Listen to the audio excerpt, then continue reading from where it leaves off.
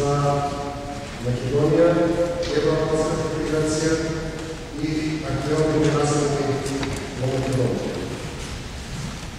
На самиот почеток пожелавам што наистина не може да разборам на български литературен јазик, меѓутоа јас се надевам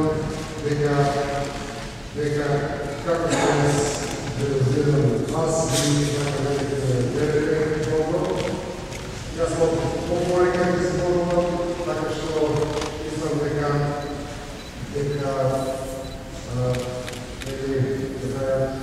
се свати поентата на мојот govор.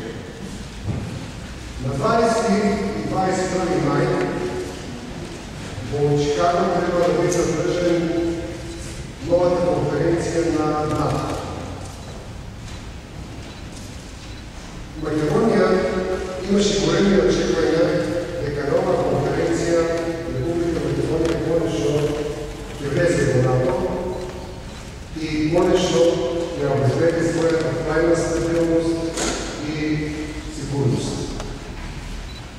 Оптимизмот откарнаше и одлуката на ХАГ, кај што беше донесено судско решение, одлука дека Грција не треба да блокира влезот на Македонија и во НАТО и Европскиот сојуз. За жал, на една седмица пред таа конференција, пораките од НАТО се јасни. Македонија нема да биде ставена на споразумот. Значи, повторно Македонија останала надвор од НАТО, а истото и од преговорите со Европската унија. Пораки ги добиваме и од НАТО и од Европскиот сојуз се јасни. Реформите се окей, тие се направени, меѓутоа имате еден единствен проблем, тоа е проблемот со Грција. Проблемот со името, мислам дека веќе широко познат, българската јавност веќе исто така е много добре запознаена и не сакам да навлизам во тоа. Значи, апсолутно се соочуваме со една ирационална позиција која Грција веќе 20 години ја гради, каде што надвор меѓународната практика да инсистира Република Македонија да го смени името, ако сака да влезе во НАТО и влезе во Европскиот сојуз. Таа позиција на Грција е многу емоционална и мислам дека ако гледаме со здрав политички разум, и цела Европа и земјите на НАТО истото го казват дека позицијата е емоционална. Меѓутоа, од друга страна, пак имаме една друга состојба каде што и НАТО и Европскиот сојуз имаат прифатена таа позиција на Грција како нивна. Значи, Македонија во овој момент но нема само проблемот со Грција по въпросот на име, но има проблемот со целиот сојуз и со целиот Европски сојуз. Значи, позициите и на двете организации Македонија прво да реши проблемот со името и понатаму да влезе и во НАТО и во Европскиот сојуз. Кога зборуваме за тие барања на Грција, јас можам да кажам дека същите барања можеше пред 20 години да ги постави и Република Българија, затоа што знаеме дека регионот на Македонија, како што го има во Грција, го има и во Българија. Меѓутоа, јас сметам дека од исклучителна важност е што и апсолутно го ценам тоа што Република Българија ниту една секунда на тие 20 години не тргна по тој пат да наоѓа причини, проблеми, да ја блокира Македонија на било која чекор до евроатлантската интеграција. Напротив, сегаш на тие 20 години, кога имало потреба да се даде подкрепа за Македонија, таа подкрепа ја даде. Јас лично сметам дека тоа е правилна политика и Република Българија, въпреки сите проблеми кои од време на време идват од Македонија, затоа што во Македонија има еден центар кој постојано сака да продуцира проблеми со Българија, треба да ја задржи таа политика на перманентна подкрепа на Македонија кон евроатлантските интеграции. Меѓутоа, пак да се радам на времето на Македонија визави Грција, НАТО, Европска съюз. Грчката позиција, значи, е многу цврста по това прашање. Позицијата на НАТО и на Европския съюз во овој момент също така цврсти и тие казват Македонија мора да направи компромис. Каде да стапува сега проблемот? Значи, колку што грчката позиција е ирационална, толку пак јас можем да кажам македонската позиција, позицијата на правителството, на председател на државата е пак нерационална. Затоа што, според мене, секоја паметна држава, секој паметен човек, ако има 20 години спор за себе, и тој 20 години спор не ги дава на земјата да мрдне нигде, да направи ни еден чек од напред. Значи, треба да се седне, треба да се разговара, треба да се конечно постигне тој компромис. Сега доаѓаме до втората нерационалност, тоа е до македонската нерационалност. Од македонска страна, јас можам да ви кажам дека во овој момент, освен на властите политичари, не можете да најдете ни една политичка партија која силно, отворено се залага за конкретен и брз компромис со Република Грција.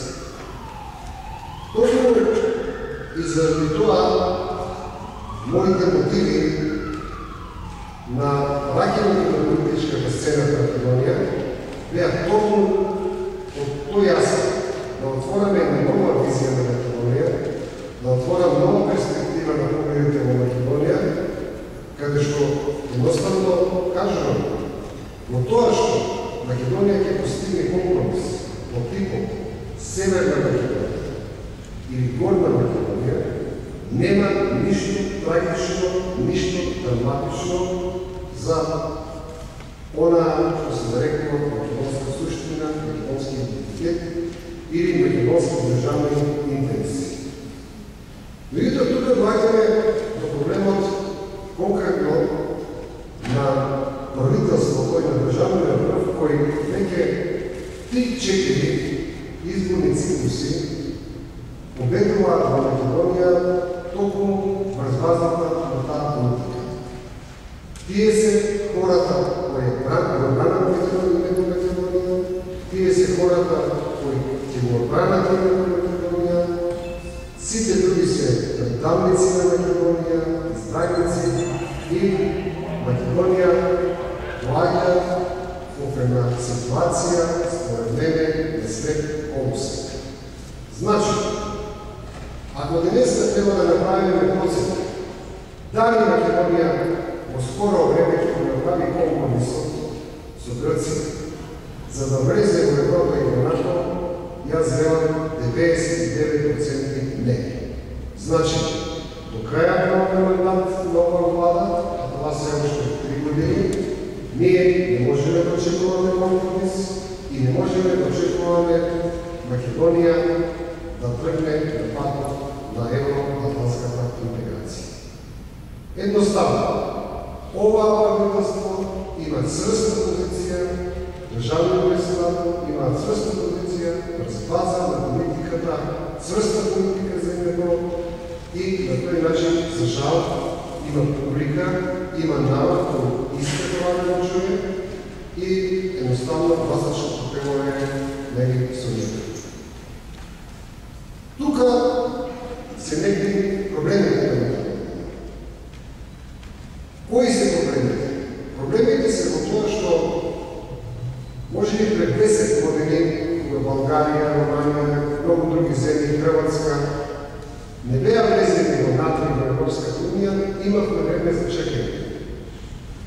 Денеска проблемот е што Македонија според мене веќе нема време за чекање.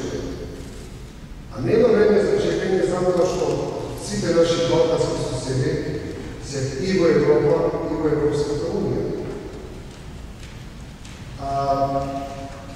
Негде пред 10 години, кога јас како премиер подпишав договор за асоциација со Европскиот сојуз, Хрватска беше во публиката. После 10 години Македонија е се уште во публиката, Хрватска легна и во НАТО и во Европскиот сојуз.